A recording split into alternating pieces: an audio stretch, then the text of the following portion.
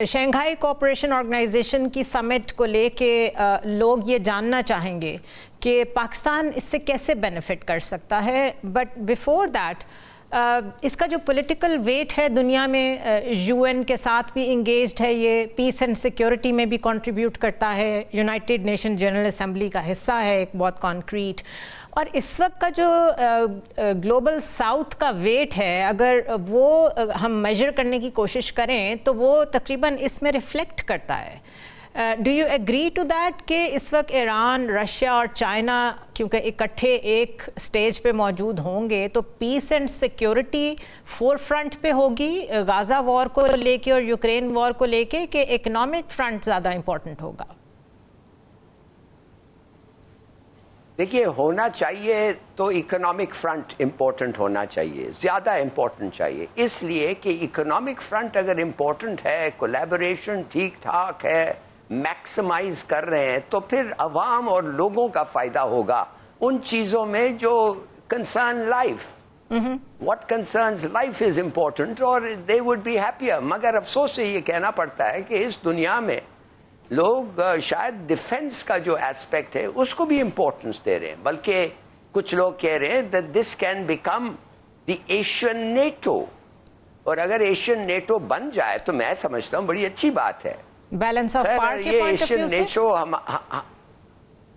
हमारे point of view से, आप पाकिस्तान के पॉइंट ऑफ व्यू से पूछ रही हैं? No, what I mean is कि अगर पॉइंट ऑफ व्यू ये मैं ये कहना चाह रही हूँ कि अगर ये एशियन नेटो बनता है तो इस वक्त जो यूएन में भी P5 को लेके एक बैलेंस ऑफ पावर ख़त्म हुआ हुआ नज़र आता है और दुनिया में भी एक बैलेंस ऑफ पावर नहीं है, तो डू यू थिंक कि ये उसे स्ट्राइक कर सकता है बैलेंस को अगर ऐसा कुछ क्रिएट होता है तो? नहीं, मैं तो नहीं कौन कहता है कि इस दुनिया में बैलेंस ऑफ पावर नहीं है? जब चीन और रूस इकट्ठे हो गए अमेरिका के खिलाफ और नेटो के खिलाफ, वो बैलेंस नहीं हुआ है पावर। लेकिन उनकी से किधर है सर? लोग कहते हैं कि पावर उनकी से किधर है जी? उनकी से किधर है? यूनाइटेड नेशंस में तो नजर नहीं आती, जो कुछ गाजा में हो रहा है उसमें भी नजर नहीं आती। यूनाइटेड नेशंस में जैसे आपको पता है उधर तो वीटो है, तो सबसे बेकार मुल्क माने जिसका कोई अब इन्फ्लुएंस रह नहीं चुका है, कौन सा मुल्क है? वो है great Britain, UK, United kingdom, मगर उसका भी वीटो है और उसका वीटो का इतना ही इम्पैक्ट है जितना रूस का है, अमेरिका का है, चीन का है। आप आगे नहीं बढ़ सकते हैं ना। बिल्कुल। तो फिर if the veto is there तो आप ये ना कहें कि वीटो शोज के नहीं, America the veto has finished the UN. मैं तो समझता हूं अब यूएन में रहा नहीं है कुछ, एक टॉक शॉप है। आप सोचिए तो सही, जेनोसाइड हो रहा है मिडिल ईस्ट में और यूएन कुछ नहीं कर रही है।